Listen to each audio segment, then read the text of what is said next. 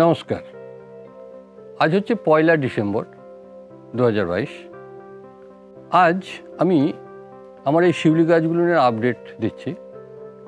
এই যে 3টে গাছ দেখছেন, 3টের মধ্যে এই গাছটা চারার থেকে, এই গাছটা চারার থেকে, এই গাছটার যে মা গাছটা ছিল তার গোড়াতে প্রচুর চারা হতো এবং এর মা গাছটা আমাদের ওই দুর্গা মন্দির, যারা আমার ভিডিও দেখেন তারা দেখেছেন আমার দুর্গা মন্দিরটা, আমাদের ওই দুর্গা মন্দিরের সামনেই ছিল। তার গোড়াতে পড়ে যে বীজ পড়ে যে গাছগুলো হতো সেখান থেকে তুলে তুলে আমি বসাতাম। আমি অনেক চারা অনেক মানুষকে দিয়েওছি। তার মধ্যে এটা একটা চারা, এটা একটা চারা, এগুলোকে আমি বনসাই করে রেখেছি। এটাকেও দায়ে পড়ে বনসাই করে রাখতে হয়েছে, কারণ এই গাছটা আবার আমার যে দুর্গা মন্দিরের সামনেটাতে ছিল সেখানে আমাদের একটা বিশেষ প্রয়োজনে আটচালা তৈরি করতে হয় এবং সেই আটচালাটা করার সময় গাছটাকে কেটে ফেলে দেওয়ার কথা উঠল। তাই আমি তখন করলাম কি, গোড়াটাকে তুলে নিয়ে উপরের অংশটা কেটে বাদ দিয়ে এটাকে আমি কোনো রকমে বাঁচিয়েছি এবং তারপর তখন থেকে এটা বনসাই করে রাখা আছে, কারণ আর মাটিতে লাগানোর মতো জায়গা ছিল না। কিভাবে আমি গাছটাকে তুলেছি, কিভাবে বনসাই করেছি তার ভিডিও আছে, সম্ভব হলে আমি দিয়ে দিচ্ছি বা দিয়ে দেব। আর যদি না দেওয়া হয় তাহলে আমি এর লিঙ্কটা ডেসক্রিপশন বক্সে দিয়ে দেবো, দেখে নেবেন। এটা কিন্তু এবছরও প্রচুর ফুল দিয়েছে। এতে আর বীজ রয়েছে, ছোটো ছোটো ছোটো ছোটো ফুলগুলো শেষ হয়ে আসছে কারণ শীত পড়ে গেল। কিন্তু দেখুন, এই গাছটা ফুল দেয়নি, এই গাছটা ফুল দেয়নি। এর কারণটাই আমি বলতে চাইছি। এই গাছটা গত বছর শীতের পরে ছেটেছিলাম, তারপরে কিন্তু আর হাত দিইনি, দেখছেন একটু লম্বা হয়ে গেছে। এই গাছটা শীতের পর ছাঁটার পরেও ওই মোটামুটি এগুলো ফুল হয় ধরুন ওই সেপ্টেম্বর অক্টোবর নাগাদ, দুর্গাপুজোর সময় করে। তো ওই আগস্ট নাগাদ আমি আবার এই গাছটা এবং এই গাছটা একটু করে ছেটেছিলাম, মানে গাছগুলো খুব লম্বা হয়ে গেছিলো, চারার গাছটাগুলো ছেটে দিয়েছিলাম। তার ফল হিসেবে দেখুন এগুলো আর ফুল এলো না, কারণ যখন ফুল আসার সময় হয়ে আসছে তার ঠিক আগে মুহূর্তে কোনো রকমে গাছের শাখা কাটা চলবে না, এটাই তার প্রমাণ। এটাও ফুল আসেনি এবছর, এটা কিন্তু এগুলো পুরোনো গাছ, সব ফুল আসতো। এটা তো আপনারা দেখেছেন, এর ফুল প্রচুর ফুল হয়েছে। হ্যাঁ, একটাও এখন দেখুন সব ডগাগুলো এমনি ফাঁকা, একটা ফুল এলো না। তাহলে বুঝতেই পারছেন যে কোনো রকমে যখন ফুল আসার সময়, যেমন ফুল আসার সময় যেটা, সেটা হচ্ছে অক্টোবর মাস মেনলি। কেউ কেউ হয়তো সেপ্টেম্বরও চলে আসে, আগস্ট সেপ্টেম্বরও চলে আসতে পারে, কেউ কেউ নভেম্বরও আসে, কিন্তু অক্টোবরটা মূল টাইম, সেপ্টেম্বর থেকে শুরু হয়। যাই হোক, এখন এদের পরিচর্যা বলতে খুব বেশি পরিচর্যা নেই। সময় সময় হালকা করে বনসাই গাছ মাত্রই সবসময় ওই কম্পোস্ট জাতীয় সার ব্যবহার করা যেতে পারে, বা গোবর সারটা কম্পোস্ট সার। আর রাসায়নিক সার এতে একবারই দেওয়া চলবে না। আপনাকে মনে রাখতে হবে, যদি প্রচুর ফুল পেতে হয় এই গাছ থেকে, তাহলে এর ছাঁটাইয়ের সময়টা হচ্ছে শীতের শেষে।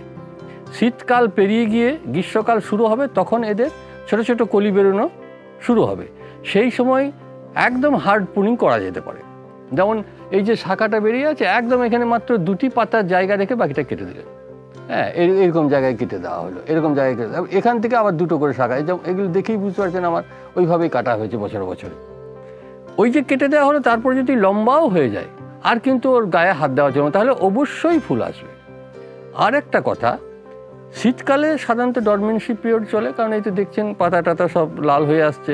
এখন কিন্তু এই গাছে শুধু জল ছাড়া আর কিছুই দেওয়া যাবে না। এর ফুল ফোটা সম্পর্কে আমি বলি, যদি প্রচুর ফুল পেতে চান তাহলে এই শীতের পরে একবার প্রুনিং করবেন।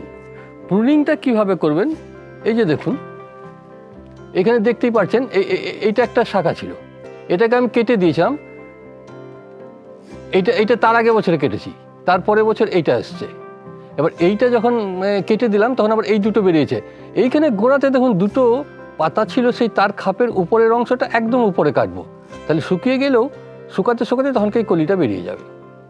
এইভাবে কাটতে হবে, এখন কাটলে চলবে না, কারণ এখন ডরমেন্সি পিরিয়ড। এখন যদি আমি শাখাগুলো কেটে দিই তাহলে কি হবে, গাছটা শুকিয়ে যাবে, মারা যাবে, কারণ এখন পাতা বেরোনোর মতো বা কলি বেরোনোর মতো কোনো অপশন এদের নেই, বেশিরভাগ গাছেরই নেই। একমাত্র শীতকালে যেগুলো ফুল দেয় এবং কিছু কিছু গাছ শীতকালেও কলি বেরোয়। যাই হোক, এবার বলি এই গাছগুলো চারার থেকে নিয়ে আস্তে আস্তে বনসাই করছি। মেনলি এই গাছটা হয়তো সব ভিডিও করা নেই, কারণ এটা একটা হটবেল্লাই হয়েছিল। হ্যাঁ, গাছটা দেখেই বুঝতে পারছি। এই গোড়াটা দেখুন, অনেকগুলো, মানে এটা কিন্তু একটাই গোড়া, অনেকগুলো শাখা, ভালো করে যদি লক্ষ্য করেন দেখতে পাবেন একটাই গোড়া, কিন্তু এগুলো অনেকগুলো শাখা বেরিয়ে গেছে। হ্যাঁ, এটাকে আমি গুচ্ছ হিসাবে রেখে দিয়েছি।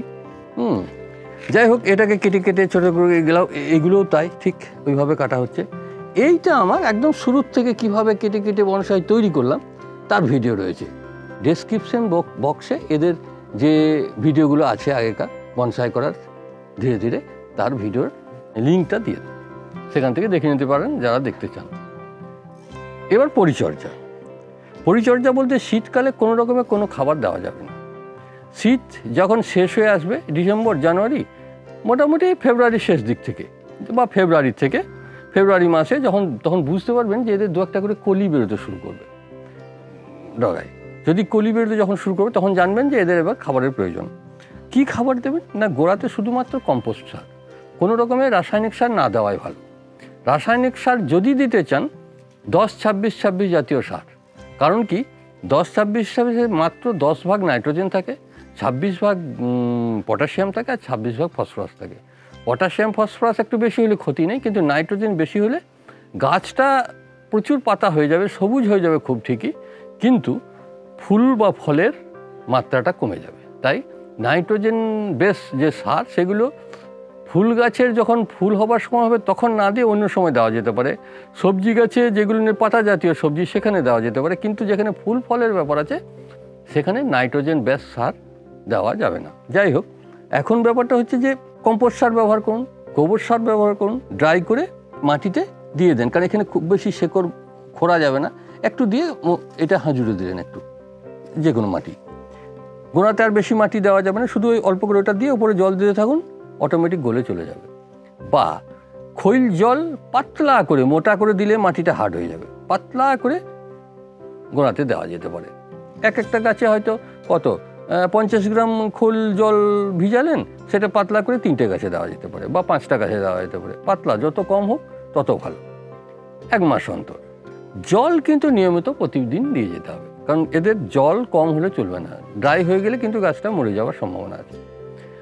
ফুল সানলাইটে রাখতে হবে অবশ্যই, যখন ফুল আসার সময় হবে তখন ফুল সানলাইটে রাখতে হবে, যদি তা না রাখেন ছাওয়াতে হয়ে গেলে কিন্তু ফুল আসবে না। এখন এই পর্যন্ত, এরপর আবার যখন কাজ করবো তখন আপডেট দেবো। ধন্যবাদ।